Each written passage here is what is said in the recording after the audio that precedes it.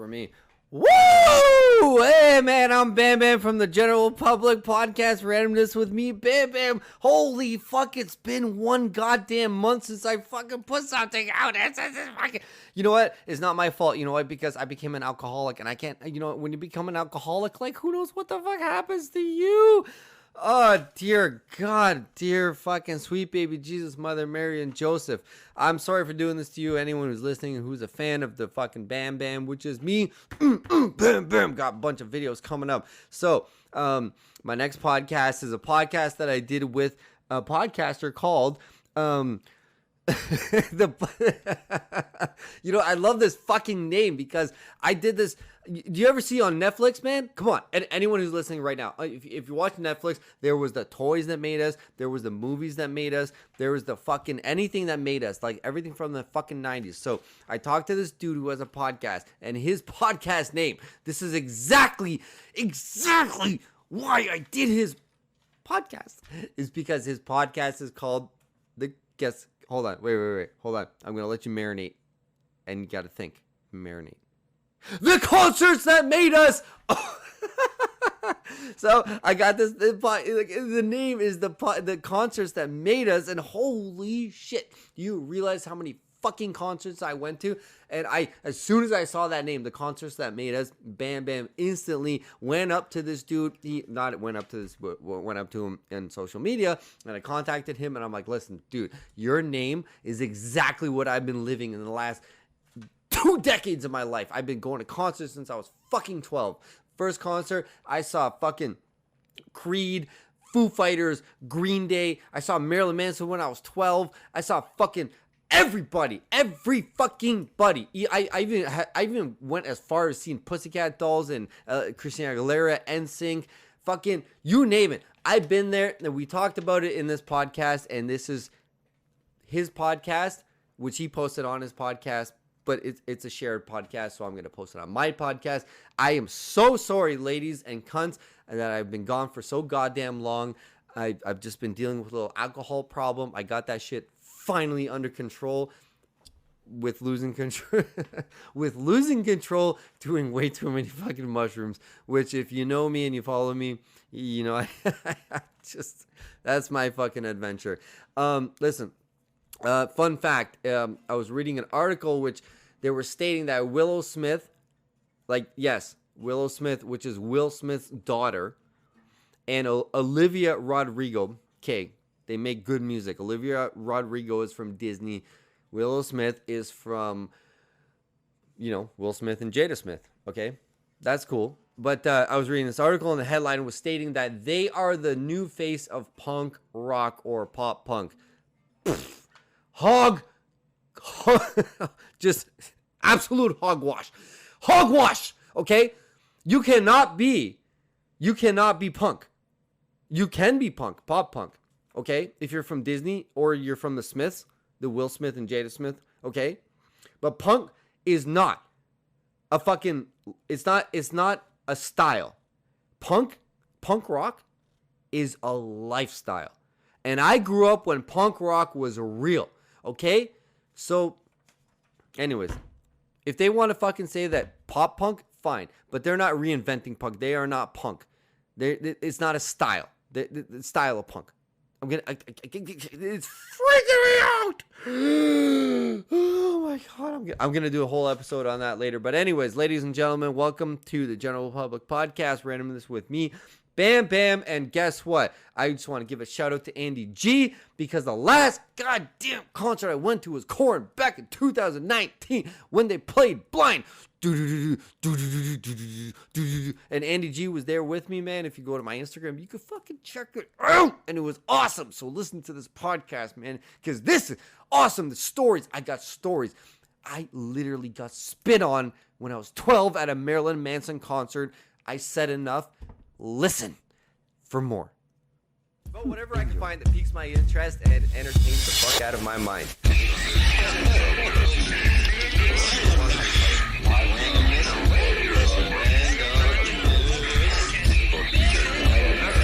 Sometimes people ask me what I'm about.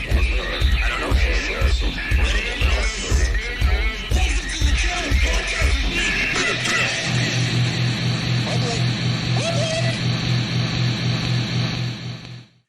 Hey, Bam Bam, you're very welcome to the show.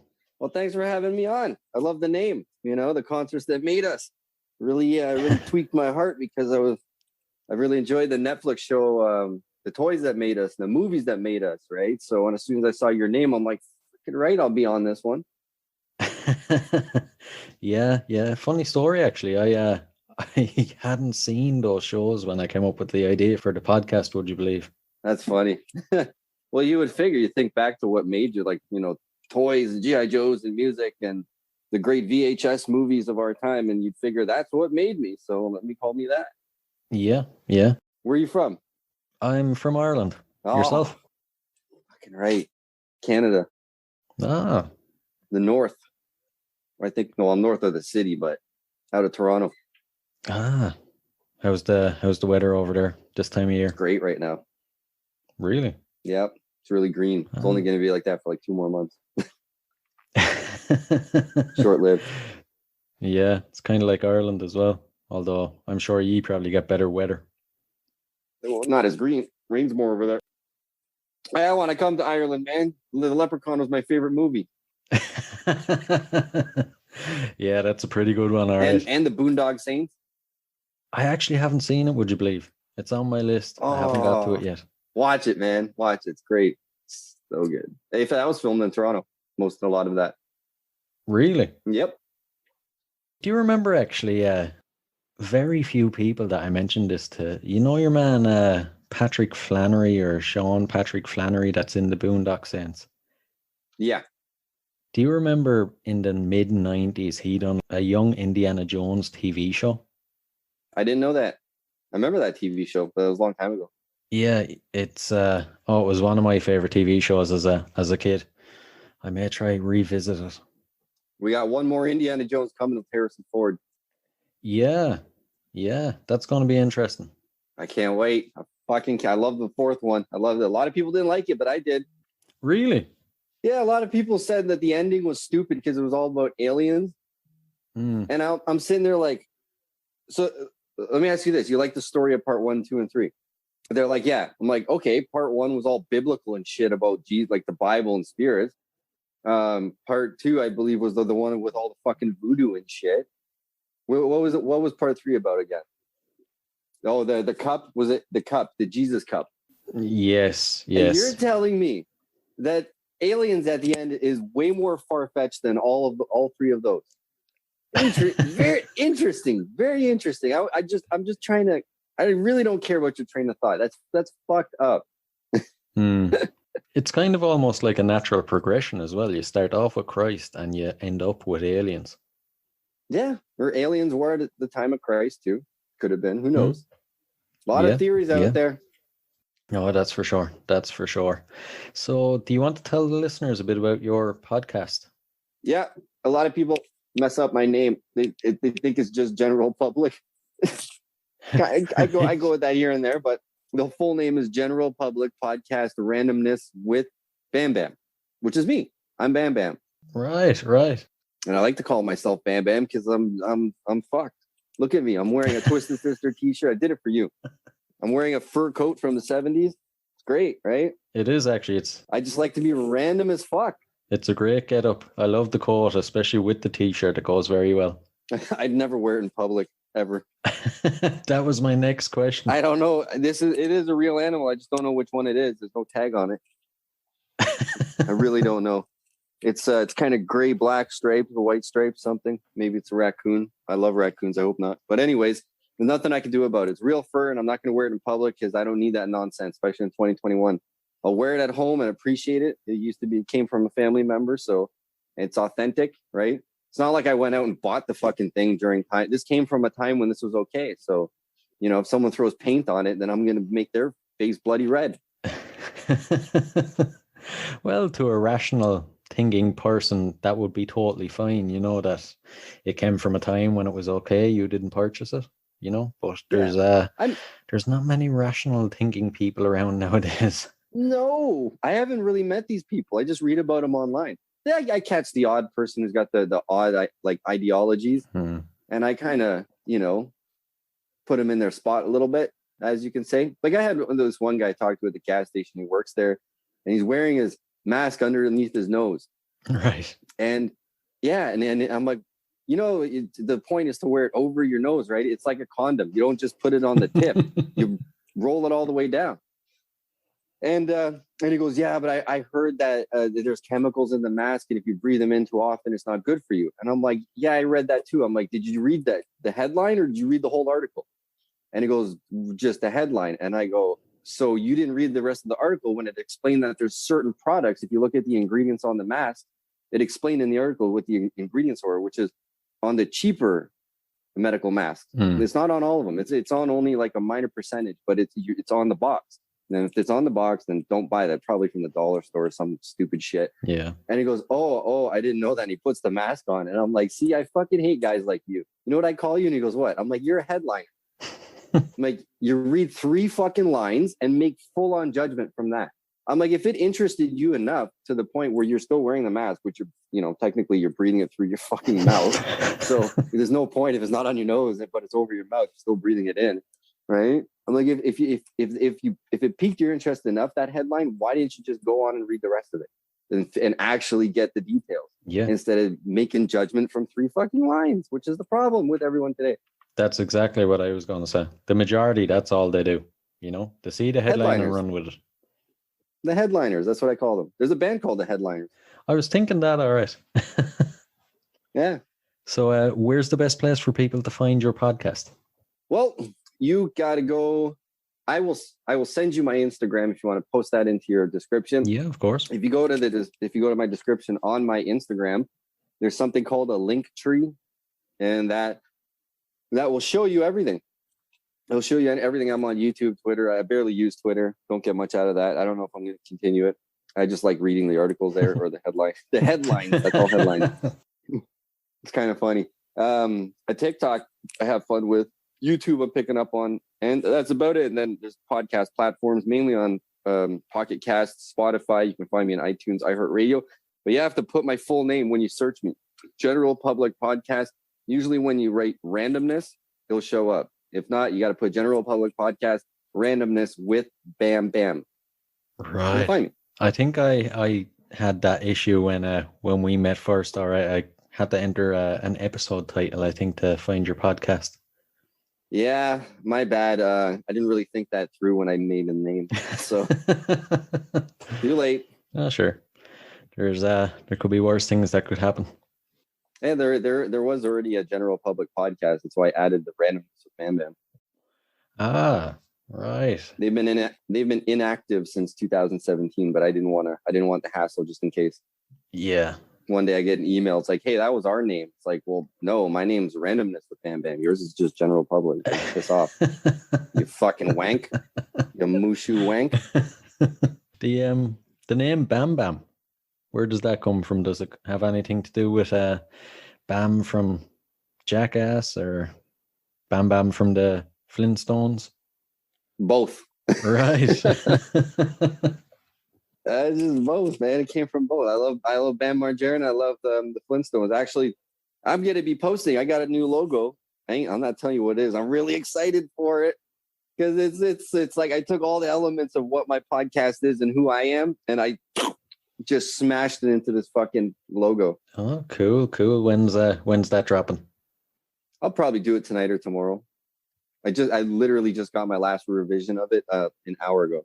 Oh, cool. I can't wait to see it. By the time the listeners are hearing this, of course, it'll be up, so it'll be the first thing they see when they search for you. Yeah. There was one thing that I should have got her to fix that actually.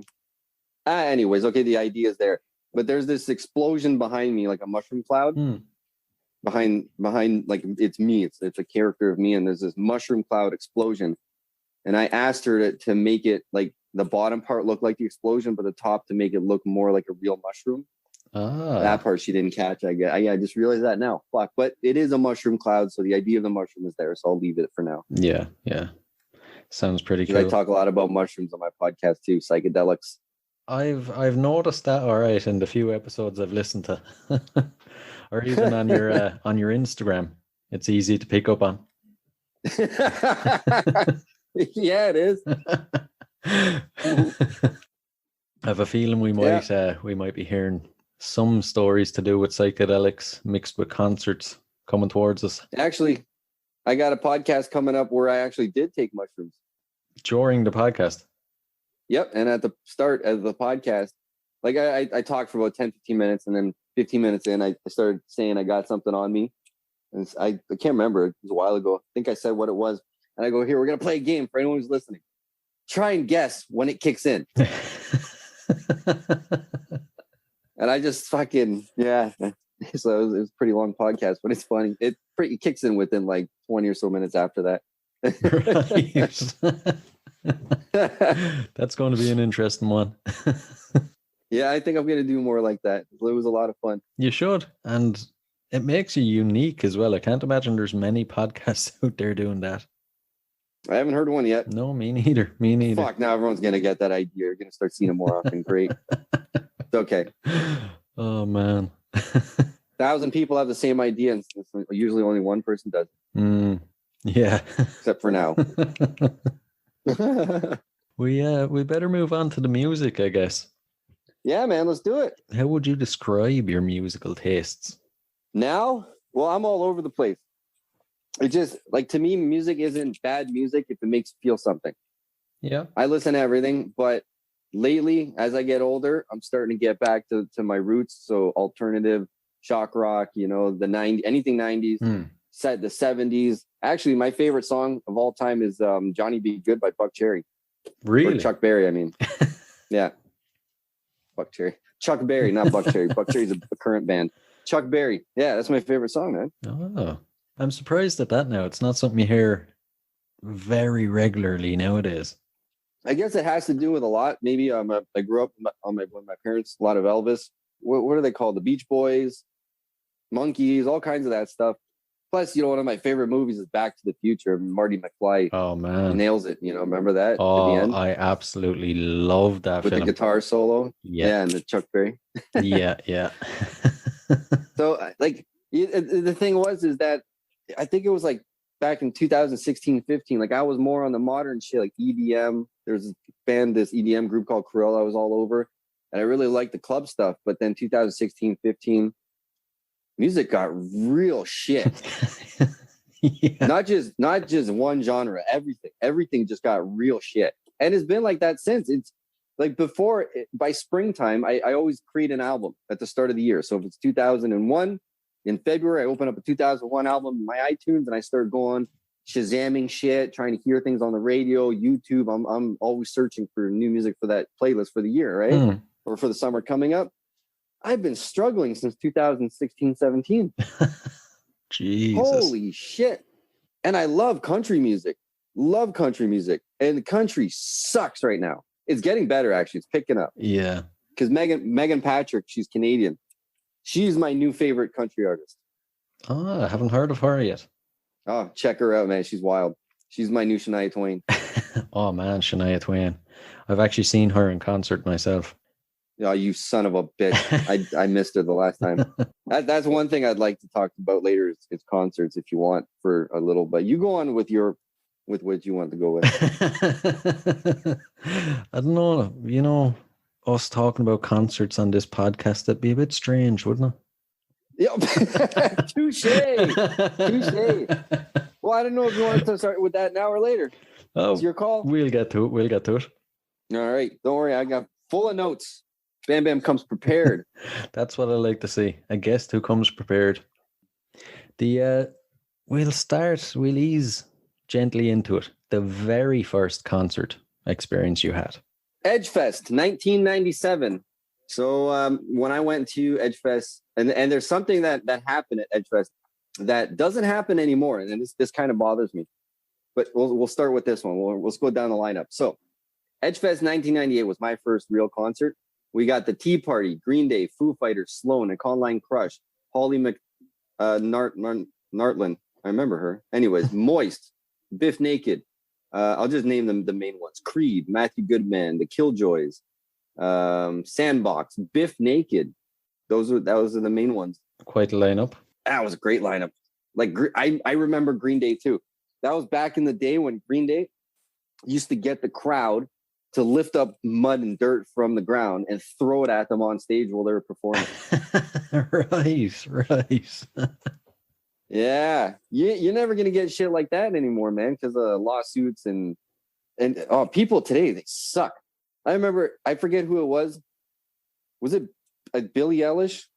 It was either Billie Eilish. Let's go with Billie Eilish. I think it was her, but she burned a drum set, and people online were like, "Oh my god, what the hell is she doing? She's trying to copy like the '90s." Like, and she was like, "I did it because I never did that before, and I thought it was the coolest thing when I saw it at a concert." And people like shit on her for it. Meanwhile, back in the '90s, this was happening all the time. Yeah. If you throw mud on a stage now, you're gonna get arrested. Yeah. You know? Yeah, it really has changed. Like Edgefest, yeah. Like back in the 90s, like people would call you out if you didn't burn a drum set. Exactly. You got to do something crazy. Like, you remember the way that Green Day, I even watched the performance of Green Day on YouTube from back then, from the 90s. Like the way they would, like how crazy they would go, man. They're fucking going nuts, kicking shit over, fucking throwing things everywhere, fucking losing their shit. No one does that anymore.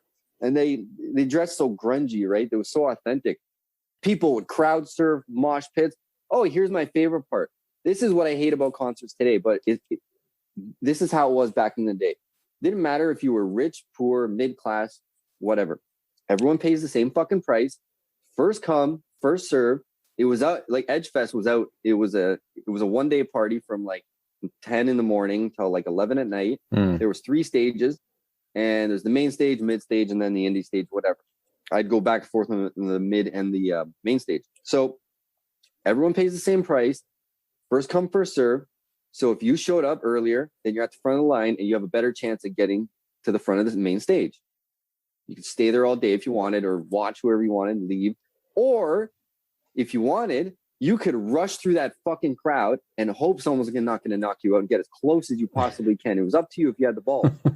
Or if you had more balls like me, you just fucking say, you go to the 2 biggest guys in front of you and say, "Hey, can you throw me up?" And they're like, "Yeah, man." They pick you up and throw you up and crowd you surf your way to the front. Jeez. And hope you don't get dropped on your fucking head. Yeah. Those were the days, man.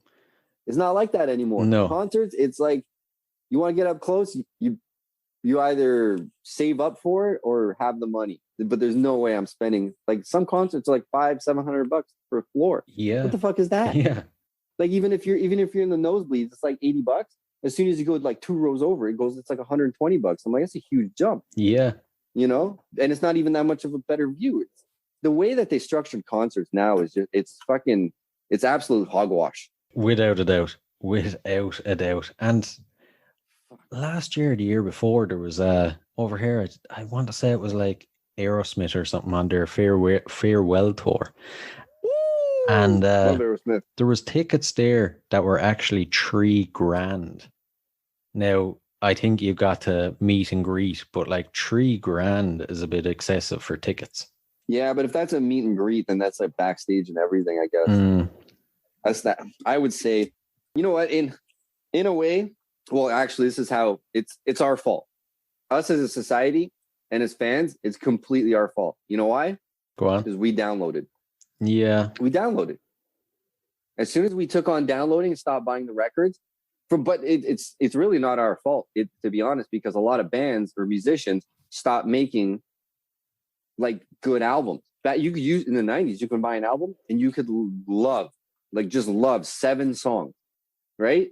Now, they don't even put out albums. They don't want to bother. It's all one-hit wonder. Yeah. And if they do put out an album, you're lucky if you get a good song, one song you really like, and maybe another song kind of like you'll put on your playlist. Yeah. Nobody wants to put in the effort. Yeah, I actually can't remember the last time I came across an album and I didn't skip a single song. Yeah, but that's kind of what I think. It's because they got to make their money. The money used to get made from the album, right? And the single sales and whatever. And now it's completely shows and merch. Yeah.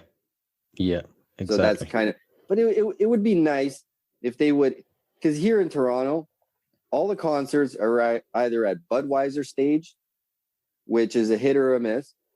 I don't mind the venue. It's just I don't the sound quality is just because it's in this little stadium, it echoes a lot. Right. Or they do it at the Scotia Arena, which is just massive. So the seats that I usually want to pay for, like they look like little ants, you know. Unless, yeah. I just wish some of these artists would do a summer field thing again. Like take it out to the north town north of me, like, you know, 40 minutes an hour away, and do like what Edgefest used to do, where you do like a little festival, man, get a bunch of performers, okay, and everyone pays the same price, whatever. Maybe you have like a little VIP section somewhere where you make your extra money, and have all the little tiki huts everywhere that sold all kinds of cool little things, you know. You had all of your artists there that would sell like all kinds of crazy artwork or jewelry and stuff like that. It was awesome. Really make an experience out of it. Yeah, it was like a little village market on the backside of the lot. They're more memorable when they're like that. And that to me is a concert, you know, instead of going into an arena and you're just there for the band, couple of hours and you're in and out, you know. It's absolute hogwash. The only festival around here, well, there's a few of them. There was not in the last couple of years, but before this whole COVID shit, there was the main festivals were the EDM festivals, like Digital Dreams and stuff like that, or the country festivals. Yeah, those ones are big. Really? They have those there's one. The main one is called Boots and Hearts. It's a 3-day festival. It's about 300 something bucks a ticket, and you can camp out with your tent and everything, or you can pay more money. You can bring an RV. Now that's more like Edgefest style. That's like more of the 90s style, right? Because country is still fucking huge around here. Yeah. You get all the big names, man. Carrie Underwood, Jason Aldean, Lupe, they all come. Jeez, that's such a foreign thought to me over here, because we don't have big country festivals. You know, realistically, if we have a festival, it's a pop music festival, you know, and there might be a rock band thrown in, but an entire country festival now, I actually couldn't imagine it. Country music is kind of like, there is a country music scene, but it's very underground over here. And it's a weird mix. It's like a lot of Irish singers who the majority of them are very old-fashioned stuff your granny would listen to. But the newer generation coming up are very kind of Americanized and kind of outlaw country, you know, inspired by Willie Nelson, guys like that, you know. That's not bad. There's only a handful of country artists I listen to now. Because the thing about country artists, like, let's take Miranda Lambert, for example. She had, back in 2013 or 14, it was this song called Shotgun and Lead. Right. And the whole song was about her waiting for her ex, husband or boyfriend. He just got out of jail, and she's smoking a cigarette and waiting by the door with a shotgun. She's going to pump him full of lead when he comes home. That's why shotgun and lead. Basically, in the song is her waiting because he beat her, and that's why he was in jail. And he got out on bail, and he's coming back home, and she's going to shoot him for that. Jesus. You know what I'm saying? Now that's a fucking country song. Yeah. Not this butterflies beer out in the sun in the field. Like, get the fuck out of here, man. Come on. Like country is supposed to be a story, a good story. Yeah, exactly. But all this country radio shit now is garbage. I seen a meme actually yesterday. You just remind me of it. It was about, you know, electric cars and self-driving cars. It said, if Elon Musk has his way, country musicians are going to be singing about their truck leaving them next. Yeah, especially with that new F-150. Holy shit. I mean, the main thing with country people and country music is like hard revving engines. Yeah. That's going to go away soon. That's for sure. It really is. It'll be different then. I couldn't imagine myself driving an electric car. You need to feel the roar of the engine and the sound of the engine. Yeah, I had an accident last year or a year and a half ago, and they gave me a Ford Focus, and it was electric. Oh man. I drove it down the street. I called them back, said, "What else you got?" And they're like, "Why? I'm not driving this shit for 2 weeks." I'm like, don't get me wrong. It felt clunky and heavy. It felt heavy, but I was speeding and didn't realize it because I couldn't feel it. I didn't hear anything. It has that cell sound. It's like, you know? Yeah. I ended up taking it back within 25 minutes and traded it in for a Volkswagen Jetta Turbo. Now that was fun. That was a lot of fun. Yeah, I'd say so. It's a bit of an upgrade. Yeah, because like in the stupid Focus, if I went from like 40 to like 80, I didn't even realize it. But if I went in the Jetta Turbo, if I went 40 to 80, I knew I was going 80 because I could feel it. Yeah. You know? Yeah, exactly. We'll bookend it. So what was the last concert you were at? Last concert I went to was Korn. Right. Okay. When was this? Yeah, no. It was at Alice in Chains. Yeah, Alice in Chains and Korn. Nice. I'd say that was a good gig. Yeah. Oh yeah, that was fucking amazing. And the good part about this concert is because I've seen Korn about 6 or 7 times since the late 90s. Oh man. Yeah, a lot because my mom's friend, like when I was younger, my mom's friend worked for Sony Entertainment. And so she used to get a bunch of promo tickets. And she's like, hey, you want to go see Korn? I was a huge fan ever since like 95, 96, right?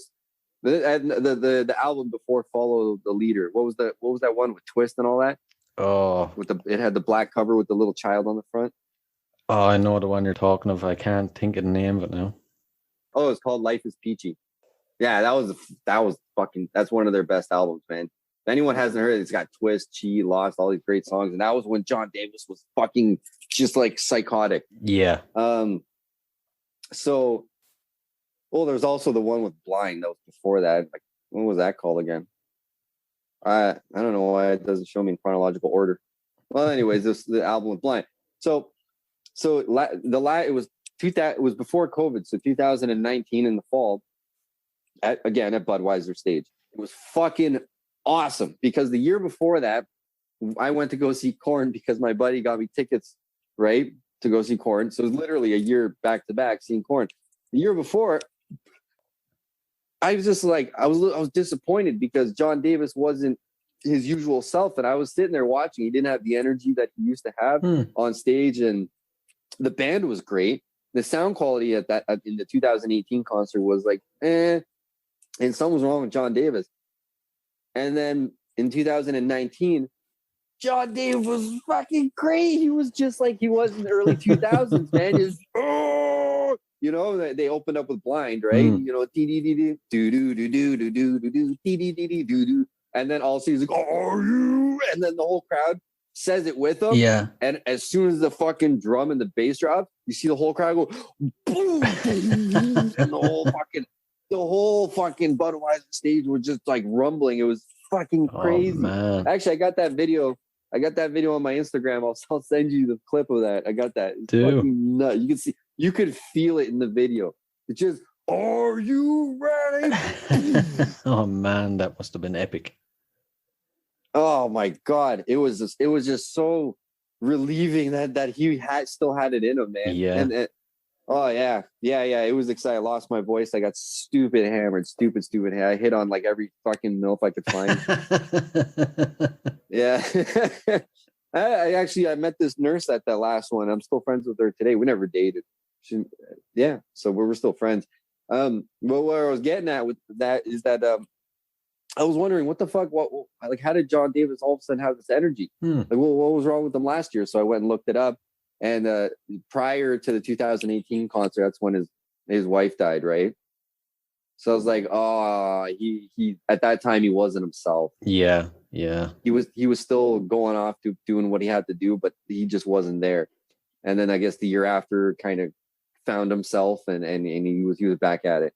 He still got it. Because at first, when I saw that, the 2018 when he wasn't doing so well, I was like, oh man, is this what I have to look forward to? Is like seeing like bands from back in the day getting old and like sucking. Like he didn't suck, but he just wasn't who he was. But nope, he is. John Davis still got it. Cheers. Oh, that's good. That's good to hear. I love that though, because moments like that, you're like, fuck yes, this is exactly why I came to this concert.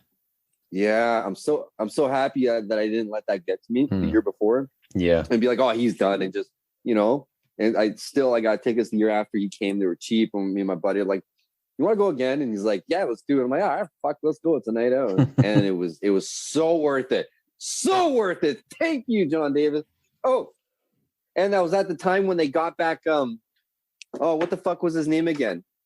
With the dreads. Oh, Brian Welch. Oh man, that was when they got him back. Jeez, no wonder they were on the Ray game. Yeah, so it was other than the original drummer, he's gone, like, for sure. But John Welch, David Silvera, he's completely gone since 2006. But John Welch came back. That was fucking cool. Do you remember the album he did actually for Queen of the Damned, the soundtrack to it? He basically done nearly all the songs on it. John Welch? No, not John Welch. Brian Davis. Welch. Sorry, Brian. Oh, sorry, no, not John Welch. That was that's some guy I used to work for. Brian Welch. Yeah, Brian Welch. Oops. Oh, shout out to your old boss. yeah, he'll never hear it. It's like 600 million podcasts out there. Yeah. I don't work for him anymore. Who gives a fuck? Shout out to you, Mr. John Welch. Woohoo! You sick bastard. Oh man. Now you know why they call me Bam Bam? Anyone listening, can you guess? Oh. Oh man. You're saying John Davis did what? Yes. He did the soundtrack for a movie called Queen of the Damned. It was like 2006, 2007. It was the sequel to Interview with the Vampire. Oh, really? Yeah. Queen of the Damned. I think I have seen this movie. I recognize the cover, that's for sure. Yeah, the movie's all right. The soundtrack is excellent. You definitely have to look it up. I gotta check it out. Is that Aaliyah? It is. Yeah. It was actually, I think it was her last movie before she died. Yeah, she died not too long ago. Oh, Marilyn Manson's on that track. Yeah. What? Papa Roach, Deftones? Woo! Yeah. I think David Draymond is on a few of them as well. Oh, I'm definitely checking this out, man. There was actually one Marilyn Manson album that I missed. It was after Mechanical Animals. That was in high school when I kind of switched over like hip hop, drum and bass music and stuff. So I kind of stopped listening to all like rock. Yeah. And so I was at my buddy's house like earlier in the summer, and I was on his patio and we were having a beer, and he's playing Slut Garden. Right. You ever heard Slut Garden? Yeah. And I'm listening and I'm like, this is Manson. And he's like, yeah. And I'm like, is this new? This sounds like his old shit. And he's like, he starts laughing, but he's like, no, it's not new. And I'm like, when did this come out? And he said, fuck, I don't know the album. Hold on, Slut. That was on what the fuck album was that? It's not saying, but the Golden Age of Grotesque. So that was the one right after Mechanical Animals. Now I missed that album. I was like, what the fuck? So I went and pulled up this album, and I'm like, yes, new Marilyn Manson music, you know? Because like the shit he's putting out today, his last album was just like a royal piece of shit. I'm sorry. I'm a super I'm gonna get a Marilyn Manson fan. I'm a super fan. Really? Or no, I'm not gonna get a Marilyn Manson fan. I'm gonna get a Marilyn Manson tattoo eventually. See how excited I got. Fumbled my words.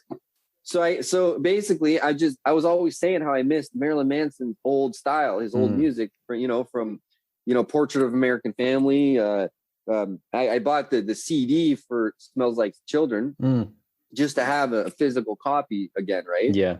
And then Antichrist Superstar, Mechanical Animals. And he did a lot of good songs actually throughout the years up until recently. And then since I missed that album, it was like getting a classic Manson album like new again, like now. Yeah. I'm never gonna get this from him now, but I feel like I did because I missed it, and I'm like, what? I completely understand. So I used to love him when I was growing up. Still listen to him now. The Golden Age of Grotesque, was that the one with Mob Scene on it? And was it Long Hard Road Out of Hell?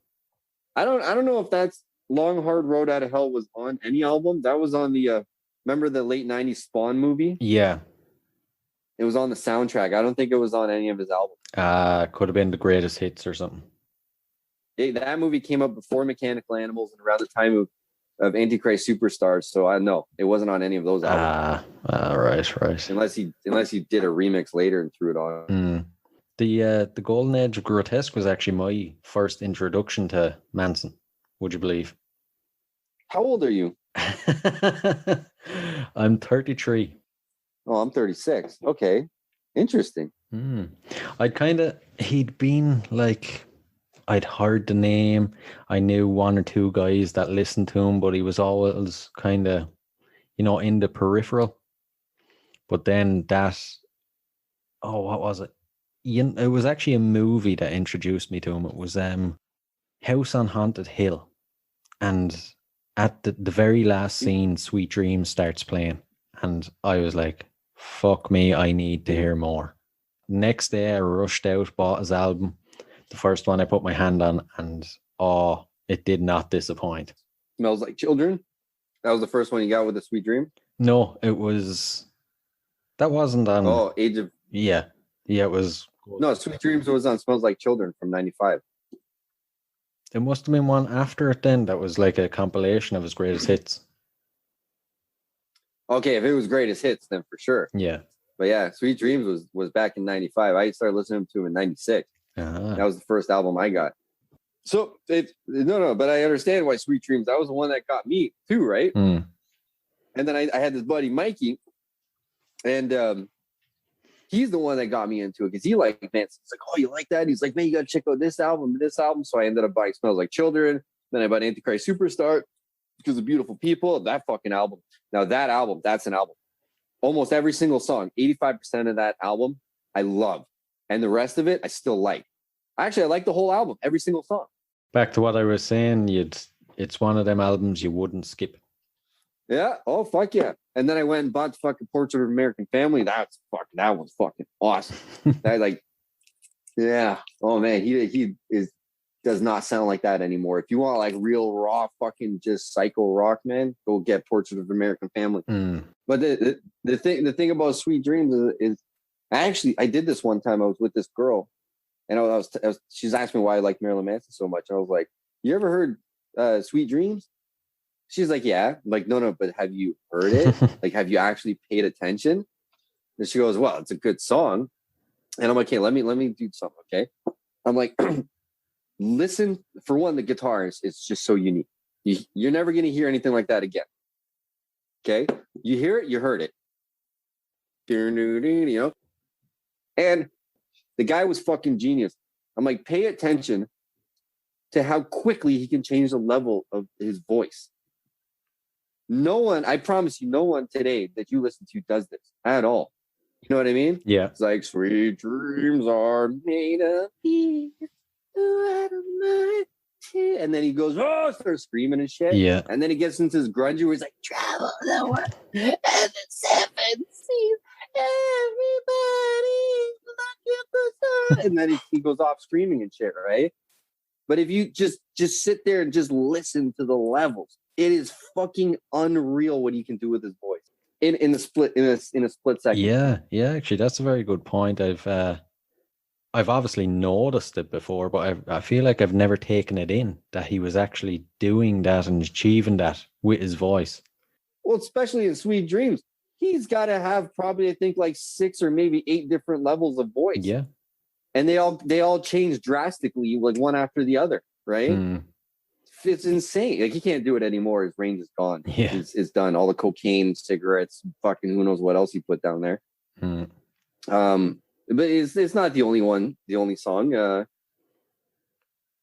He's pretty good at doing that in the Portrait of an American Family. The Dope Show, he was pretty good at that. Yeah. Mechanical Animals, Coma White.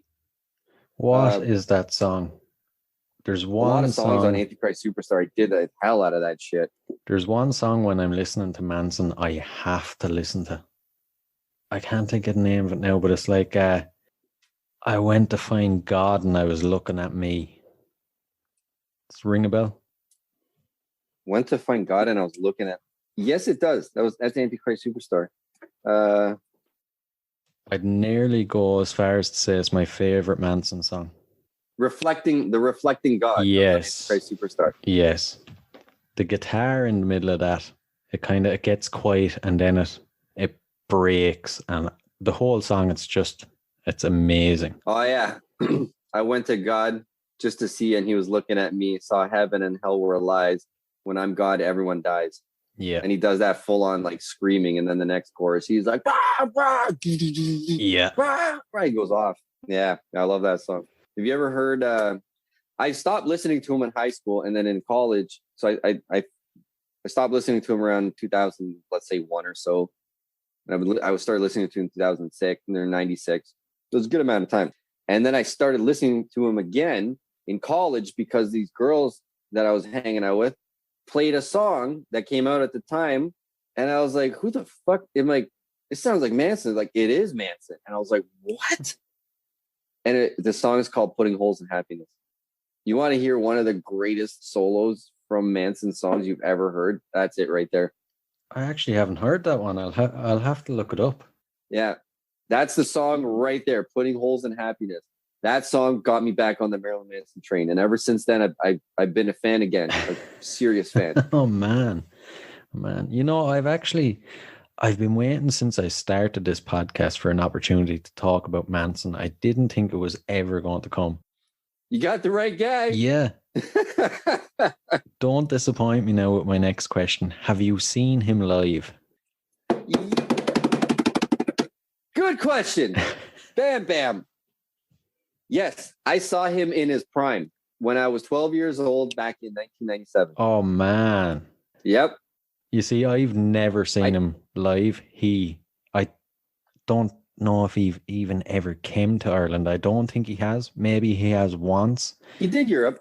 He does Europe still. Yeah, a lot of bands, though, that when they do Europe, they don't come to Ireland. They'll go to England, they won't come to Ireland. It's something to do with it costs a shit ton extra to fly their stuff into Ireland because it's an island. But you couldn't have flown over to England? I was probably way too young.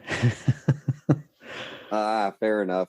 Yeah. Yeah, well, you missed the golden ages, man. The golden age of grotesque. You missed that. So come on. When I say grotesque, the shit he did back then, you cannot do today. No chance in hell. I saw him cut himself. Fuck. Just completely he smashed a beer bottle over his fucking head. Jeez. And tear his ribs right open. He did the whole Antichrist superstar speech where, you know, he has the podium where he wears the black suit with the black tie and the red shirt, and he stands on the podium with the Antichrist, pretends like he's the president. And I watched him rip the Bible apart. This was the best part. See, I ended up, I was with my bro, and we wiggled right to the front of the stage because at that time I was a super fan. I'm like, I gotta be up front, right? And it was at this place called Arrow Hall. It was in an airport hangar, and it was really cool. Like, and the crowd was awesome, just complete goths everywhere, just freaks. I loved it. And that was back when I was a goth too, man. I considered myself a freak, right? That's what I used to call myself, a freak. I remember, yeah. Not just a goth. Everyone's like, why you look like that? I'm like, because I'm a freak. Black nail polish, pantyhose on my arm, you know, spike collars, spike wristbands. Jeez. So I was hardcore. I had military boots that were halfway up my fucking, almost up to my knees and shit. Like, it was, it was crazy. Like chains. It was the 90s, man. It was the 90s. So I was at the front, and that was the first concert. It was the only concert where I stayed at the front the whole time. Other concerts, I would go to the front, but it got too fucking wild. And I was like, I was a small guy, and I couldn't take it. So I'd have to go back a little bit off to the side or a little back to just watch. Yeah. Right. Like, I'd still do mosh pits and crowd surf. But Manson, fuck the mosh pit, fuck the crowd surf. I got behind this cute little goth chick, and I was like, you okay if I'm here? And I grabbed onto the bar so no one could push me out of the way. And I stayed there the whole fucking thing. Oh my God, it was wild. I wouldn't blame you. It was a good thing I got to the front, because he used to do this. He used to have a part in his performance where he would fucking ram the fucking mic on his chest. I forget what song it was. And he'd be like, bah, bah, bah, bah. And he'd be like, listen here, motherfuckers. And he'd put his arms out and go, spit on me. And everyone would I look up, and all you see is just fucking like missiles of spit. I fucking duck down. I'm like, holy shit. And he's sitting there and he sees spit going all over his chest, all over Twiggy and fucking the other bandmates fucking Oh man. they're getting spit in the eyes and spit in the mouth, and they're still playing their guitars and shit. Manson's rubbing the spit all over his chest and his face like it's fucking cum. Like he didn't give a fuck. And he was even at that point, he had his ribs cut open. He was rubbing it all over his fucking blood and cut. Jesus Christ. And I remember and then as soon as the spitting was done from the crowd, I remember I was like, and I was like, and I spit on fucking, hold on, what was his name? It wasn't Twiggy. Twiggy was on the left side of the stage. Hold on. John 5. Mayor. No, he came after. He was in the early in the 2000s. Hold on, I'll find. I remember his name. He had that hair. Oh, what the fuck was his name? He had the hair up to his chin. He was there from the start. Okay, I can't find his fucking name. He was there up until the start. He had hair up here, like up to his chin. Right. I tried to Google it, but I can't remember his name. Anyways, I ended up spitting on his face, and he didn't even flinch. Just kept playing. Just didn't give a fuck. Oh. And I was like, whoa. And on top of that, I don't remember. I think it was at the end of the show. The whole band completely trashed everything. Really? They brought out gasoline and they fucking burned almost the whole stage down. Yeah. Like. Oh man, that's what you call a gig. Yeah. Oh yeah. Fuck. It was amazing. It was fuck. I'll never forget that. And the best part is my mom bought me the tickets and my dad drove me to the show. And I was 12. Oh man. I was 12. You know how many buddies I have tell me that their parents wouldn't even let them have the CDs in the house, and they have to go to their buddies to listen to it. And up until like high school and their teens, and I'm fucking 12 getting driven by my pops over to the fucking show an hour away. Yeah. Rock on, brother. Rock on. Jesus. That was obviously the only time you got to see him. Well, I saw him back in 2015. All right. And it ain't the same. He's still good, but it ain't like that anymore. Mm. So if anyone's listening, actually, this is something. Here's a little homework for you. Yeah, so go on YouTube and type in Marilyn Manson Dead to the World VHS and watch any of that, anything. It's from 1998. Just watch any of it. And that's what I went through. That's what not went through, because it's not a bad thing, but that's what I got to experience. Yeah. Oh yeah. I'm going to look at it now after this. this. Look at that. You got to love it on the cover. It says restrictions apply to persons under 15 years of age. And here you are, 12. Look, adult themes, medium level course language. Fuck off. Under 15, eh? Oh. I was so there. Then again, look at this. I was 12 and I went to a show. No one stopped me. And it tells you, parental advisory under 15. I've heard in recent years he turned into a bit of a diva, that he'd walk off stage if he wasn't feeling it, or he'd cancel at the last minute.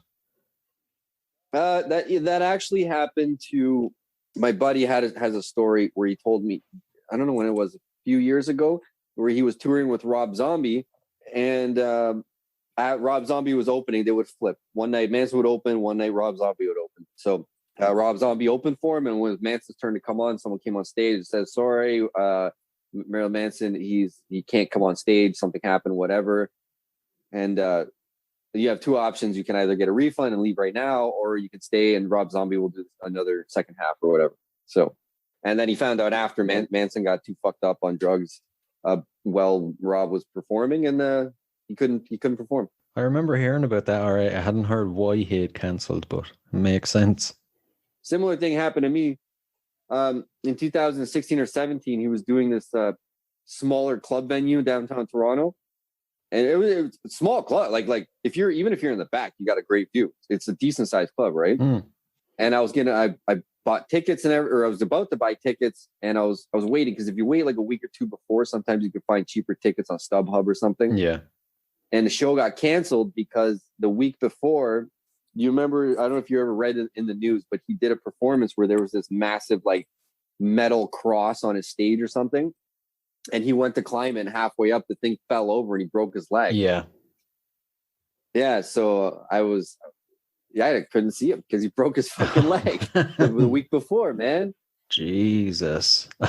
Oh, I would have been going nuts. I was, but I still saw him in 2015.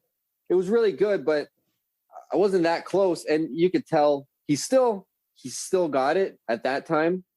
Yeah, he still got it, but he moves a little fucked up now. Like I'd imagine, but the energy's still there. Yeah, he's done some fucking damage to his body. But that was pretty cool because he opened up for Smashing Pumpkins, so I finally got to see them. Oh, they're another one I'd love to see. Actually, if you can see them in concert, they still hold up in concert today. Really?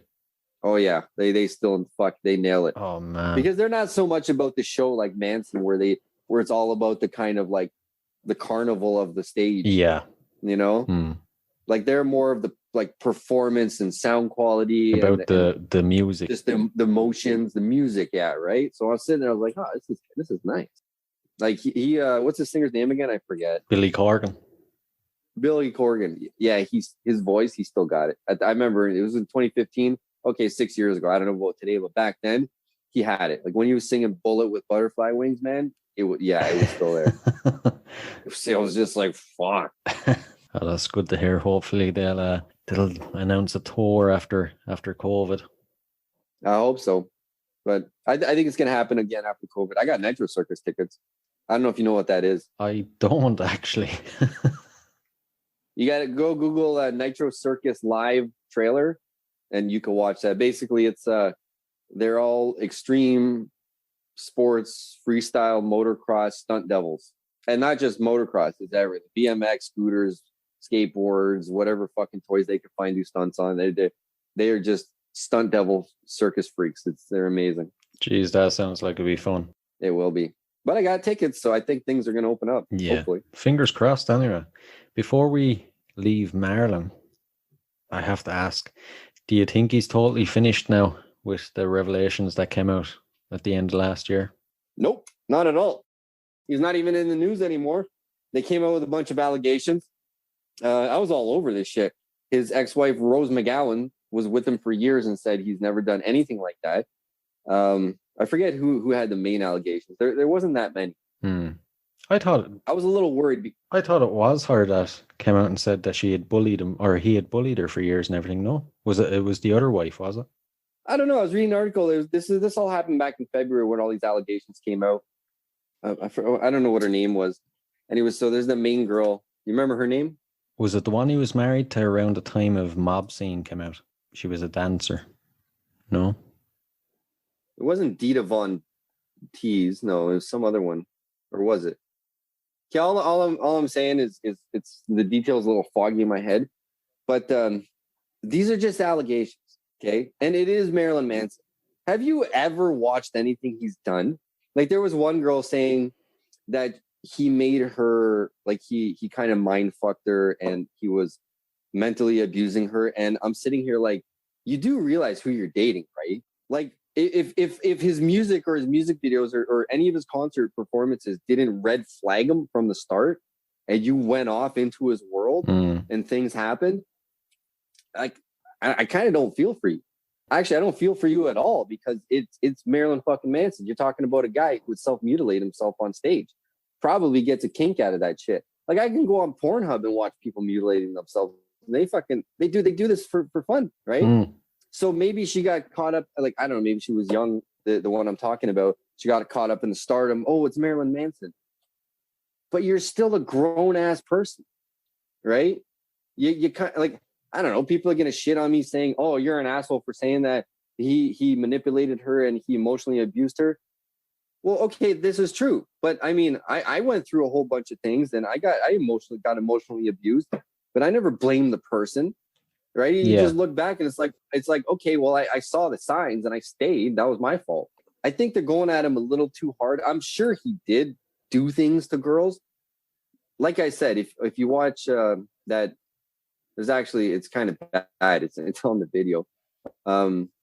There's this part in that VHS at the end. Even when I was a kid, he was doing something backstage with some girl, and I guess he was emotionally abusing her too. Yeah, you know what? I guess you could say he was, but he's been doing this a lot, and it's been documented. Yeah. I don't know what to say about it. All I'm saying it's Marilyn Manson. Okay, that's it. Yeah, he's the type of character that all that sort of stuff would feed into his image. Really, it would. Actually, here's a funny thing about it. I read his documentary, half of it, when I was younger in the '90s, and I lost it. And actually, last year I picked it up again. I ordered it on Amazon or eBay or whatever the fuck, and I read it. And when the whole Me Too movement was happening, I was sitting there like, how in the fuck has he not come up in Me Too yet?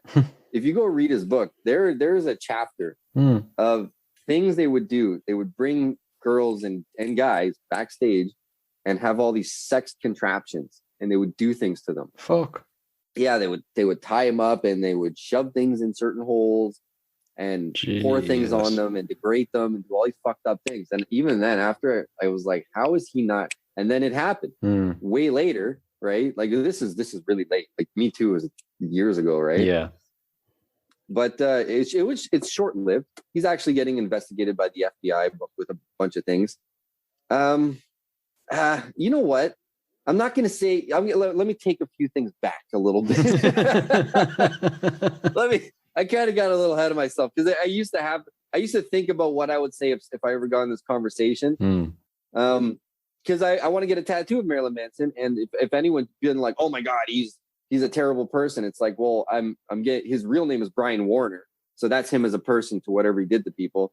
The tattoo I got is my memories of his music and everything I went through in that sense. Yeah. Okay, so that's why I have a tattoo. That's all. That's it for me. As for him, if he did abuse girls, which I'm sure he did, and it's not a surprise. That's all I'm saying. This has been going on for a long time, and if you watch at the end of that VHS video and you see what he does backstage, or you read his biography there from the late '90s. I don't think he was a terrible person. I just think he's into things. Yeah. I think a lot of girls probably knew what they were getting into and should have understood that he does have sexual desires that he might want to partake in with you.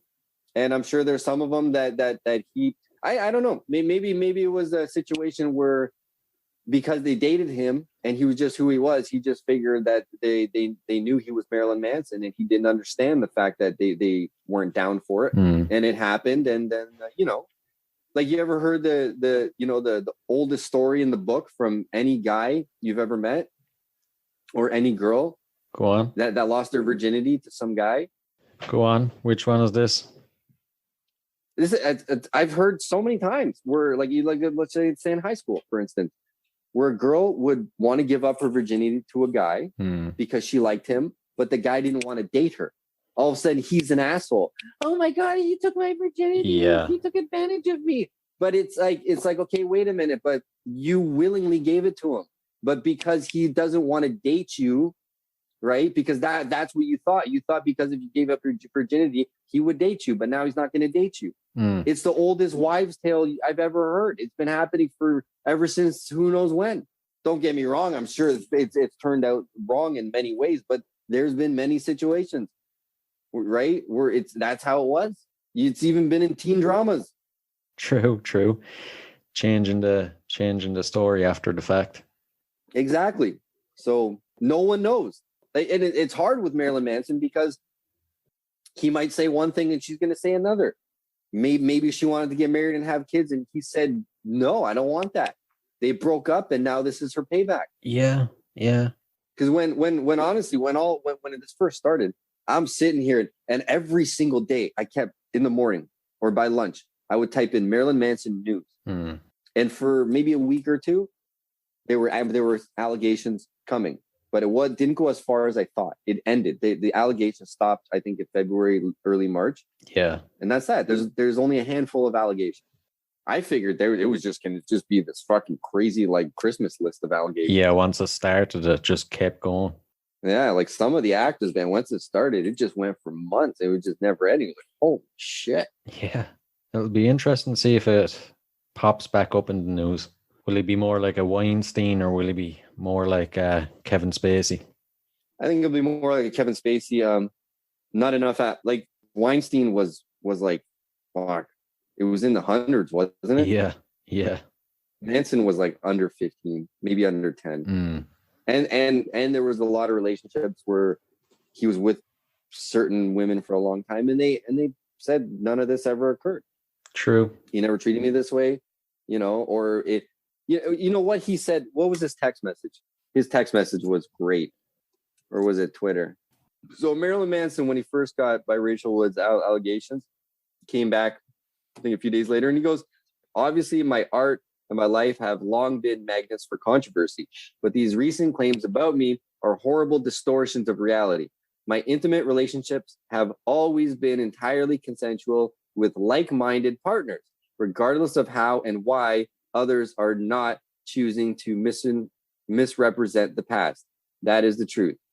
Right. So, I mean, it's Marilyn Manson. He's been doing this for over 20 years. So when he says like-minded partners, I'm kind of believing that part. Yeah, you'd imagine that that's the first box he ticks when he gets with someone, like, it's like, I'm into some freaky shit. You okay with that? Let's go. Yeah. I'd say he's into some crazy, crazy shit though. Well, you're not going to hear much about him right now because he is under the investigation of the FBI. So yeah, when you have that kind of a serious, label on you, they're not gonna say anything until they get their case together. Yeah, exactly. So time will tell. But regardless of the outcome of Marilyn Manson, if he did do some really fucked up things, I'm not sorry. I'm still getting the tattoo because my tattoo has nothing to do with who he is as a real person. It has to do with the on stage and what the on stage and on screen and in my earbud Marilyn Manson did for me. Yeah, what it meant to you. Exactly. What that meant to me. So everyone else can fuck off. We'll move past Marilyn Manson. So what's the best experience you've ever had at a concert? The best? Well, Marilyn Manson. Yeah, that was it. But there's more others. Okay, let me rephrase it. What's the best experience you've had at a concert that didn't involve the person performing or the band performing? Oh, wait a minute. You're asking me the best experience about who wasn't performing?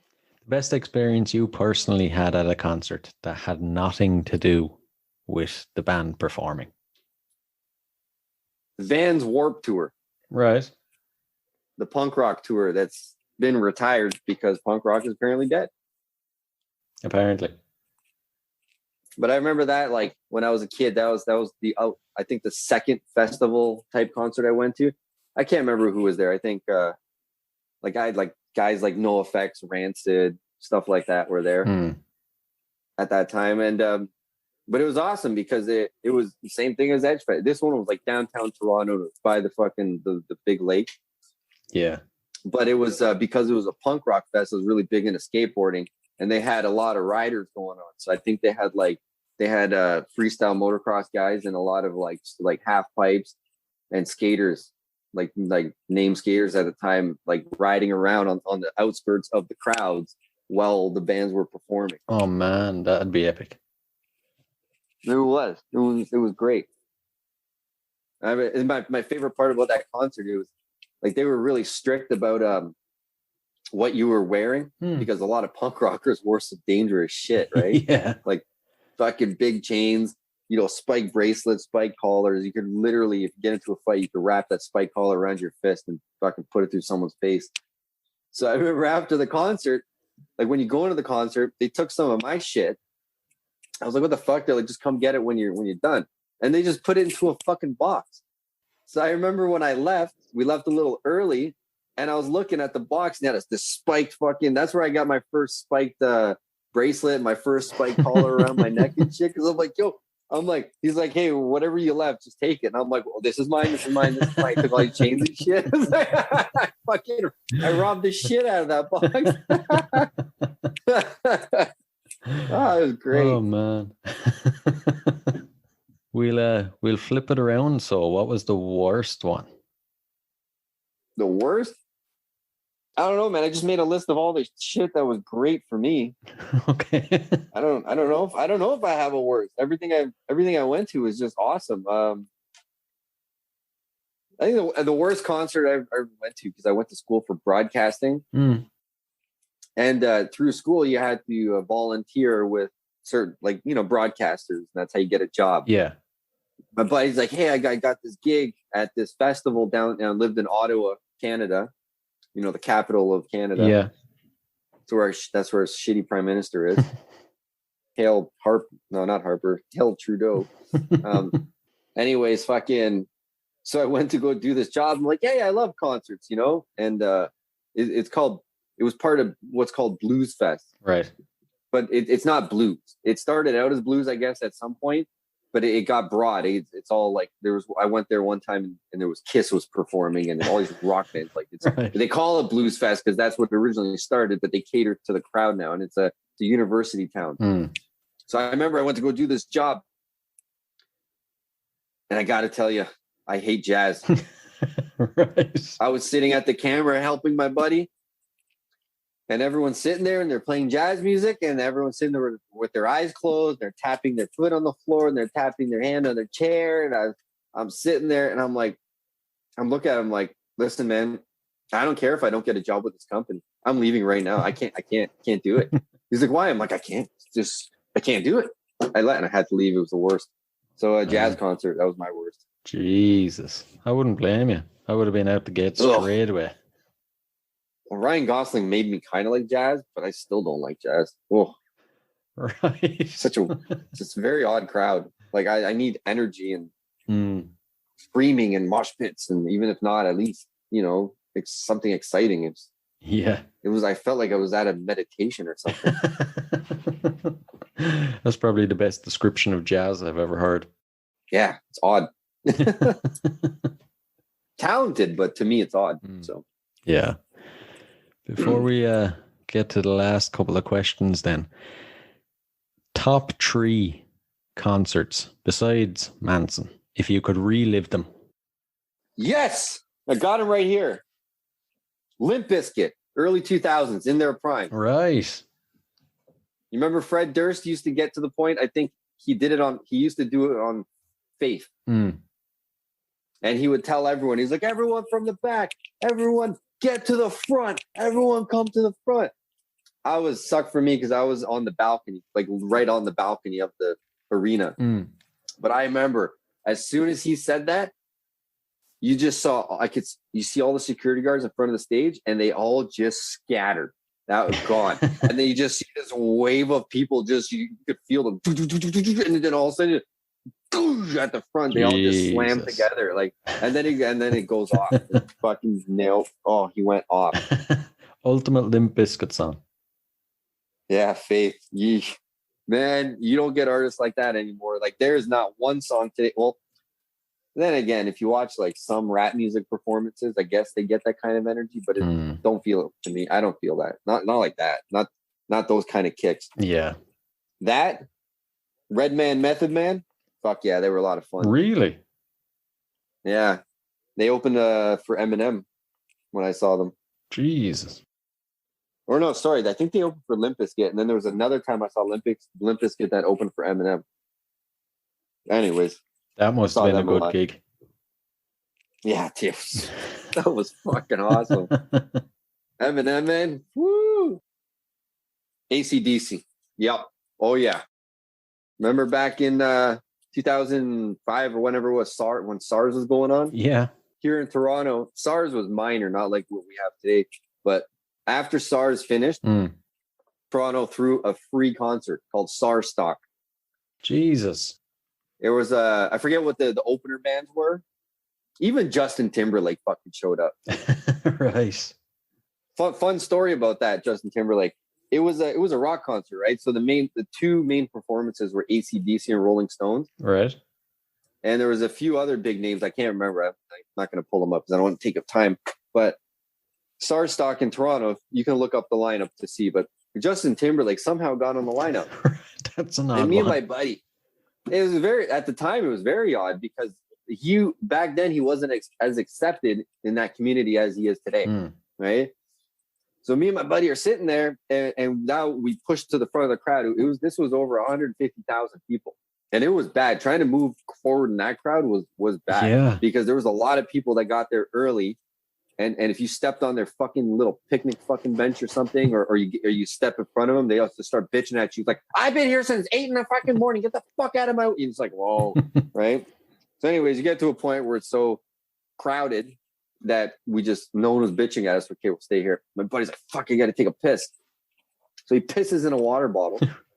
Right. And all of a sudden, they introduce Justin Timberlake. He says, Justin Timberlake? The fuck is he doing here? I'm like, I don't know, man, whatever. And he goes, fuck him. And he fucking puts the lid back on the water bottle. He goes, fuck you, Justin Timberlake. And he throws the bottle. Right. And this is when the screen was like on a mid shot on Justin Timberlake, and you see the fucking water bottle full of piss smoke Justin Timberlake in the face. Oh man. And he goes, fuck. Next thing you know, and he goes, that's okay. I know I'm at a rock concert. Like 10 seconds later, the whole crowd starts launching their fucking lunch and everything at Justin Timberlake. He had to leave the stage. And it started because of my buddy threw his piss at him. Oh man. Out of 150,000 people, my buddy was the one that threw the first launch. I want to shake that man's hand. That's funny. Yeah, and it was a cool concert because they were cheap tickets because they the whole purpose was they're probably going to do this after COVID, but SARS stock was the whole purpose was to get the city together and show that there's no more like an issue, like SARS is not an issue anymore, right? We're all together, and they put free tickets in 2-4s at the beer store. Jesus. So me and my buddies in the morning of the concert, as soon as the beer store opened, or no, the day before. Yeah, the day before we went, because we went early. We just went to the beer store and we ripped open the 2-4s and started taking all the tickets. We didn't even buy the 2-4. Oh man. Well, let's hope to do something like that. But I remember, like, I didn't really listen to AC/DC at the time. Like I did when I was a kid. I guess I fell off. But what got me was they played. They should have closed for fucking the show, not fucking. Like, they were way better than Rolling Stones. The Rolling Stones are good, but AC/DC, holy shit! Yeah, when they play Thunder, and you know the drum, do do do do do do. I was like near the back of the field when they played that, and I could feel that fucking drum just. And I was like, oh my god! Yeah, that got me all over AC/DC, and I've been a huge fan ever since. Yeah, they're actually one of the best concerts I've ever been to myself. They're amazing live. Oh yeah, the way the crowd gets over them. Holy shit. Yeah, they put on one hell of a show. Yeah. Other than that, I mean, there was, Rise Against. I'll make this one quick, but I saw Rise Against at the Blues Fest in Ottawa, right. And they were calling for this massive storm. They even announced it. They said, listen, there's a storm coming, and if whoever wants to stay can stay, and Rise Against will perform, but if it gets too crazy, they got to stop. Anyway, I forget what song they were playing, but the singer, Tim McGrath, was going off, right? And I remember the storm came, and it was like a fucking tsunami. Like, he was literally, like, holding on, and his hair was, like, literally, like, on the side, just, like, waving, like, right? And he finished the fucking song, and I was like, yeah. And they went hard. And as soon as the song was done, they were like, okay, we got to stop. And luckily they did, because I think after they were done, the stage collapsed. Or no, sorry, it didn't collapse, because they finished and everyone, just this whole crowd, like ants, just ran. I don't know where the fuck they went, undercover somewhere. And I was under a tree. It's smart.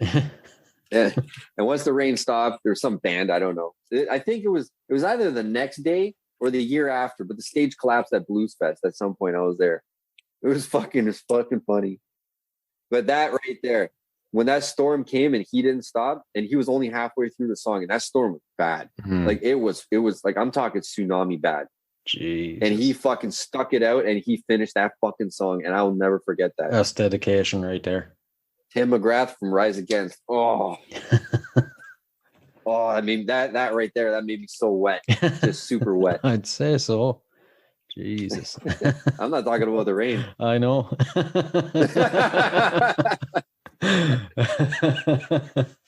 Oh man. The last few then. If you could be locked in a room with any of the performers that you've seen in concert, who would it be? The Pussycat Dolls. Yep, I've seen the Pussycat Dolls. Right. Okay. How did you end up seeing Pussycat Dolls? I really like Christina Aguilera, and they were doing a concert with Christina Aguilera and the Pussycat Dolls. They were opening. Okay. So I called my buddy and said, "Hey, listen, man, I want to go see Christina Aguilera, and the Pussycat Dolls are there." I'm going to go. He's like, "Yep." Makes sense. You want to hear a funny story about that? Yeah, go on. So the Pussycat Dolls opened for Christina Aguilera, and my buddy was on my left side. We were in our 20s, early 20s, and we snuck in. We fucking nutsacked a bunch like little Mickeys of whiskey, right? Mm. We're sitting there watching the Pussycat Dolls, and my buddy, he was a party animal. His name was Ant. He was a fucking big Italian guy. He was a fucking animal. And we're drinking, and he goes to these girls right next to us, and he goes, "Hey, you want a shot?" And then you look at him, and he goes, "I'm 12." And he looks at me, he goes, "Oh, and he just gets up and takes off, right? And then the mom goes, "What did he say to you?" And she's like, "He tried to give us liquor." And then she goes, the mom was like, "Who the fuck was that?" And I'm like, I have no idea. I'm with this guy, right? But the person next to me wasn't paying attention. I'm like, I'm with him. I don't know who that was. And the mom's like, "Okay, whatever," right? And my, what's that? We were just on the opener, so I had to watch the rest of the Pussycat Dolls and Christina Aguilera by myself. My buddy wouldn't come back because we were like 23 or something and offered a fucking 12-year-old liquor. Fucking idiot. But like, I'm sorry. She was 12, but the way her hair was done and she was dressed and it was dark in the lights, she didn't really look 12, to be honest. Right? Yeah. Like, she was all dolled up. I'm not saying like I'm into 12-year-olds. I'm just saying like it was a little bit what's the word I'm looking for? Houdini'd. Yeah. Like, oh, Jesus. she looked at least 8. Let's be honest. She looked 18. And when we were 23, if you looked 18, sure, we'll say hi. But then again, like, listen, from a side profile, actually, I remember this. I was looking, I was like, "Okay, she looks like 18." But like, when she looks at you, I was like, "Yeah, now she looks 12." It was terrible, man. So bad. I remember even going to my buddy, I'm like, "Why don't you come back and I'll trade you seats?" He's like, No. I'm like, "You don't have any liquor on you anymore. We drank it. It's gone." He's just, "No, fuck that." It's like the mom. Oh, them moms can be scary. Yeah. I didn't do anything. Whatever. I'm watching Christina Aguilera. That was great. Oh, I'd say so. I love Christina Aguilera myself. I've always loved her. Even when I was like a Marilyn Manson fan, I always hated it. I'd never told anyone that I had a Christina Aguilera CD. Really? Yeah. And NSYNC. I saw them in concert too. Really? And you're admitting to I've seen. Oh, I don't give a fuck. I tell everyone I'll listen to anything. I got to a point in my life, especially in later in early high school, there was the genres. You're either a punk rocker, a Gino, a Guido, a fucking a goth, whatever the fuck, right? You got to stick to it. Mm. But later in high school, people started relaxing, opening up. If you listen to rock, you listen to dance music. So it didn't matter. Yeah. It didn't matter anymore, right? So, and then I got to a point, right? I just, what I like. I'm sorry. Who gives a fuck? There's nothing wrong with that. Yeah, exactly. I've seen everyone. I've seen everyone in concert. I've seen G Unit, 50 Cent, from I Mother Earth, Red Hot Chili Peppers, AC/DC. I've even seen Tom Jones. Tom Jones. Yeah. I watched this old lady run up to the stage and throw her panties on the stage, and he wiped his sweat with it. Oh. You didn't know that? That's Tom Jones' his concert ever since, like, even back in the day. Yeah. Women would take their panties because Tom Jones has this problem of sweating profusely. He even had to take an intermission to take a shower and change his clothes, because halfway through the show, you could see it. It's just pouring sweat, this guy. So that's why girls would throw their panties on stage, so he could wipe the sweat off his eyes. I kind of hoped that when he got old, the fans would stop doing it as well. Nope, they still did it. I took my mom to go watch him. And I watched this little old lady. That's a lie. I watched a bunch of old ladies. I watched a bunch of them, one after the other, throughout the show. even younger girls and stuff, mostly old ladies. And I remember this one old lady came there with a walker and threw her panties and then walked away with her walker. It was hilarious. I was like, holy shit. Oh, Jesus Christ. Oh.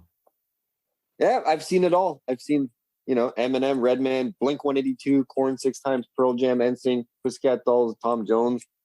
Fuck's sake. Seen them all. There's not many you haven't seen.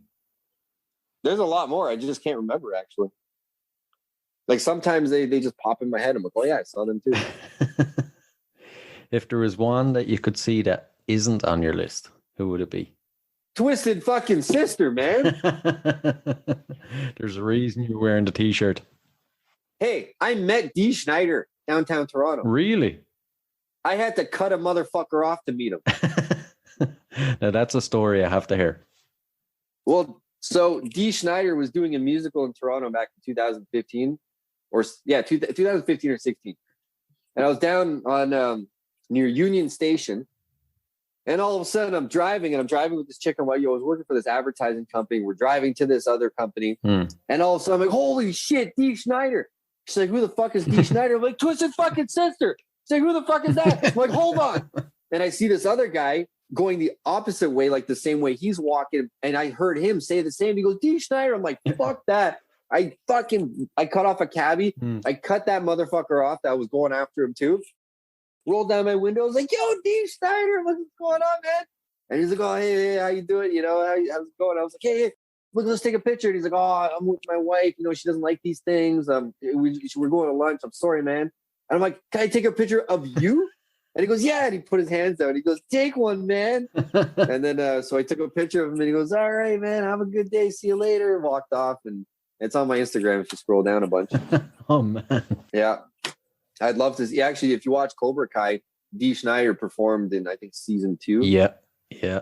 Of Cobra Kai. And I was like, get the fuck out of here. That's so sick. Yeah, it really was. It was the highlight of that season. Yo, he still looks good for his age. He actually does. He looks like he hasn't really aged that much. The hair has just changed a bit. Dee motherfucking Schneider.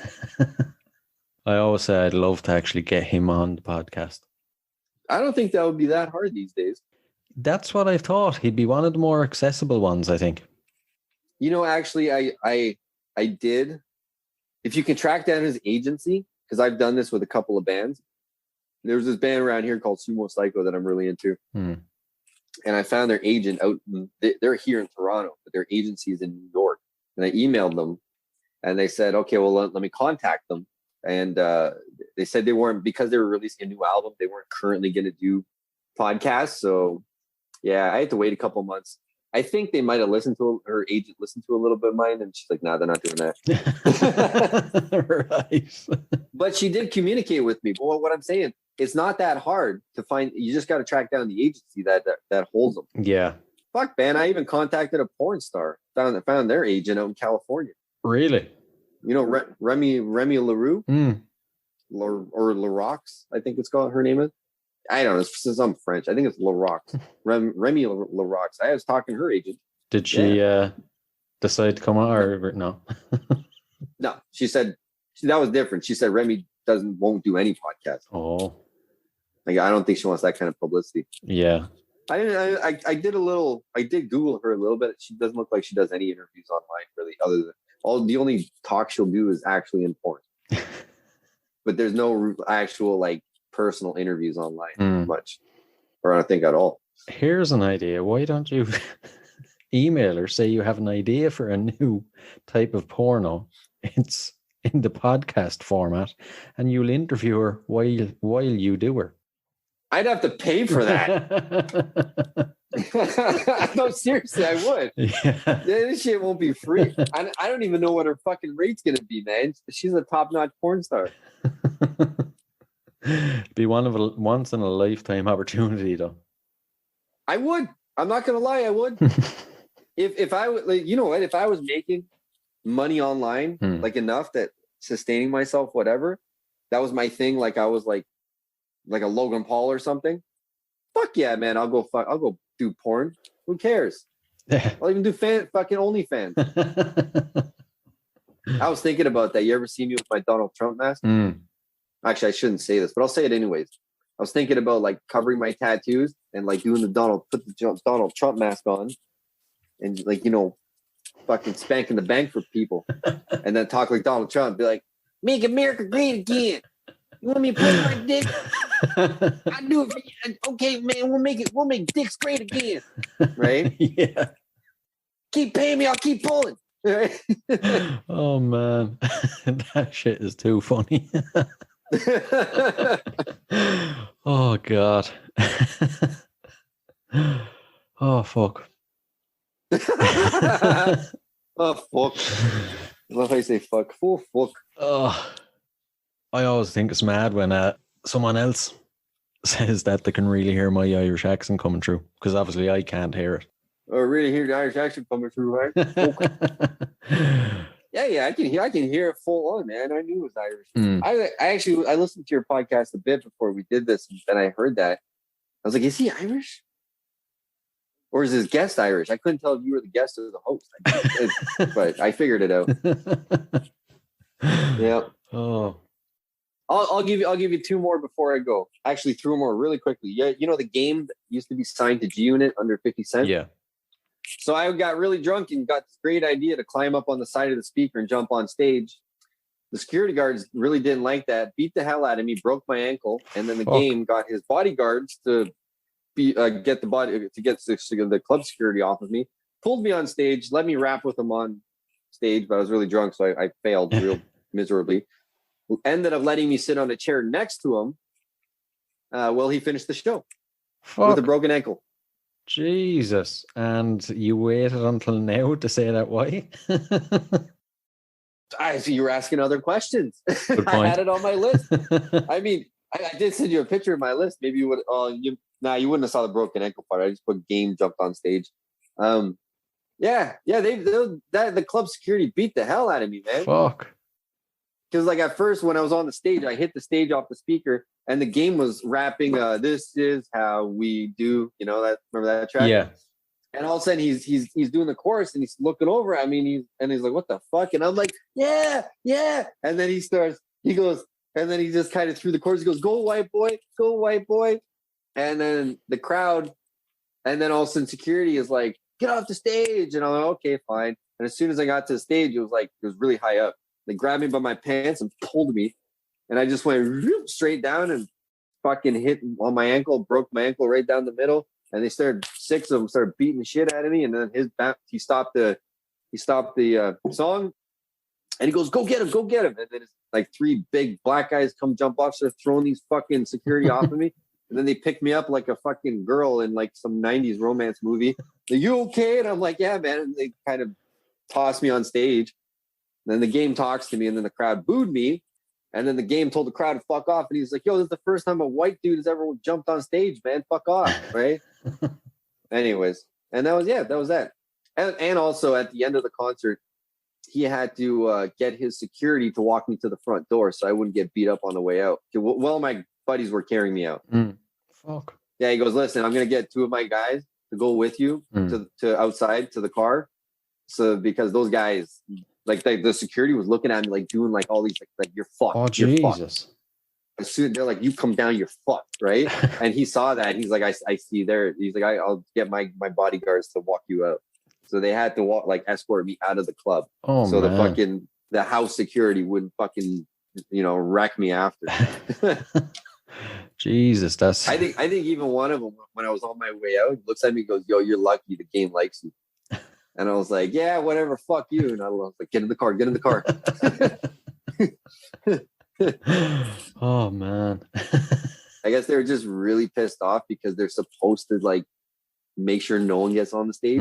See, that's kind of bullshit. Remember we were talking about like back in the 90s? Yeah. How many people would get on the stage and all of a sudden run off the stage and do a crowd surf, right? Yeah, exactly. And even anyone, like it used to be like a common thing. No, me at this fucking club, I could have crowd surfed. The crowd was like thick enough, right? But instead, they just looking at me like I fucking ruined their job. Like they're not doing their job. It's like, dude, someone's gonna slip by you at some point. Yeah. Instead, it was fucked. But good experience. Yeah, exactly. Exactly. It gave you a good I met the story. game. And here's a little tidbit. There's this girl that I know that was also at the concert. When I told her the story, how I met the game, she goes, "Oh, I also met the game." And I go, "How?" And she goes, "Some guy came up to me and this other girl in the crowd goes, 'Want to meet the game?' And it was before the show." And she goes, "Okay." And they brought her backstage, and she was sitting there on a chair. And then his wang was hanging out. You want to guess what happened right there? Yeah, I think I could guess. All right. I asked her, I'm like, "How big was it?" She was like, "Big, like really big." See how easy it is for a rock star? I was just you going get to your say, buddy to go to the crowd. You want to go meet him, and then you just sit there in a chair waiting with your fucking thing like this. when is that going to happen for podcasters? That's what I want to know. One day, my friend, one day we'll be rock stars. Yes, exactly. Get on Joe Rogan's level, for sure. Yeah. But I mean, the same to Jim Morrison. They can't record and get. Well, you could you hide it. Yeah. Actually, I could be doing it right now, and you have no idea. I thought there was a reason you were wearing a fur coat. All right. There's so many things you can hide under a big jacket. Yeah. Oh man. So yeah, there was that one, and oh yeah, here's a quick one. So the Red Hot Chili Peppers, there was a Young and Dundas in the 90s. I got dropped on my head on concrete, and some 20-year-old tried to kick my ass. Jesus. I've had a lot of that. I mean, I went to go see I Mother Earth on a free concert downtown Toronto when I was in grade 8. And I remember I went crowd surfing and somehow I ended up standing up in the crowd and I pulled my ass out. A lot of people threw shit at my ass. They didn't appreciate that. And I'll leave you with this one. So I used to own a lot of vintage Marilyn Manson shirts. I had a lot. Right. Like, let's say anywhere, I think from like 20 to maybe 30. And I got this buddy I met him, I don't know, a few years ago, and he's really into buying vintage concert shirts or just band shirts, right? I used to buy from a store called Backstage Pass. And he was showing me his shirts, right? He's like, "Yeah, I bought this one for like $300 and this one for $400. I'm like, wait, what? What do you mean? Why did you buy them for so much money? He's like, "Oh, these are the ones from like 96, 97. Like, these are the authentic ones, right?" Like, I had that. I had that one. I had that one. He goes, "What are you serious? Like, where are they now?" I'm like, I don't know. And my family moved and maybe it got thrown into a donation box or something. Like, I didn't care. After I stopped, once I got into high school, I kind of packed up all my Manson t-shirts, toques, sweaters, everything into this big box. And I think my family gave it to the Value Village or donated or something, right? Yeah. And I went through, he's got this vintage website, and I went through them. I had Manson shirts that were worth $600 today. $600 to $800. Oh man! You know, I had there. You know, there's one I think it's worth $11,000. And you had it. There's this one. It's got like 3 demons on it or something. It's worth thousands. I had it. Oh man! And put it this way: the average vintage Manson shirt, not including 9 Inch Nails and Korn and stuff, but let's say just Manson, averages anywhere from like $250 Canadian. Upwards of $600-$700, and then there's the odd one that goes over 1,000 or in the thousands, right? I had them all. All. Oh, fuck. In a box, in a cardboard box, in my basement. No idea where it is. Oh man, that'd be some sickener. No idea. Jesus. Yep. I would have, if I had that box, I'm not gonna lie, I would have sold them all. I would have kept 1 or 2 just for keepsake. I would have sold them. I wouldn't blame you. And I probably would have had maybe almost a down payment on a house. Or at least a decent car. That's the sort of shit that'd keep you up at night. Nah, that's okay. That was my fault. Right, so the final question. If there was a song that would appear on the soundtrack to your life, I think we may have touched on it earlier on, what would it be? Oh, God. I wish you gave me that question earlier. I actually have a lot of songs like that, but like I'm trying to think off the top of my head. Jesus Christ, Morty. Come on, Morty. Why do we gotta do this to me? I gotta pull up the song to my life. Like in what sense? Say your life was a movie and you're walking off into the sunset. The credits are starting to roll. What song would play to sum up your life? See, okay, now I'm gonna go at this of like on a sound perspective, because like to be honest, I don't really know the meanings to most of the songs I listen to. Okay. I just don't. I never paid attention to the lyrics much. I'd say this is a good one, but I'm going at this song for the sound. I have no idea what it means. Right. Okay, well, let's go with two of them. If you want to go with meaning, I'd go "Swing Life Away" from Rise Against. Okay. Or "Injection" by Rise Against. Good choice. Good choice. Very good choice. Actually, if you want to, here's a fun fact. Rise Against is actually one of my favorite bands due to the fact that I like 85% of their songs off all their albums, which you do not get from much. No, you actually don't. I can just constantly listen to them and never get bored. Well, fucking hell, right? What a podcast that was, huh? You fucking wank. Well, it was an absolute pleasure. I really enjoyed that one. I'm glad you did. That's the purpose of actually, I never said why I do my podcast, but that's it right there. I hope somebody gets something out of it just the way I did with music and everything else in life.